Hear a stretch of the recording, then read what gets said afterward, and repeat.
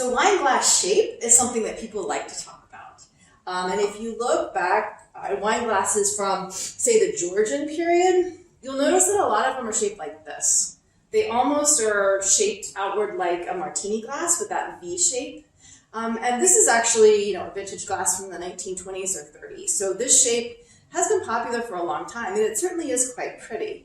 But if what we really want to do is smell all those wonderful aromas that are in a wine, we want a glass that has a lip with a diameter that's smaller than the base, because all of those aroma compounds rise up out of the wine, and we want to trap as many of them as possible so that when we swirl the wine and sniff it with our nose right in the glass, we can smell all of those really great aromas that are being lost to the atmosphere when we have a glass shaped like this. So even this, which is a modern reproduction or a modern version of the traditional German wine glass with its cute little stumpy stem, it's pretty open. So we're going to lose aromas in glasses like this, but in glasses like this big fishbowl or like this International Standards Organization glass or ISO glass, we're actually maintaining all of those wonderful aromas.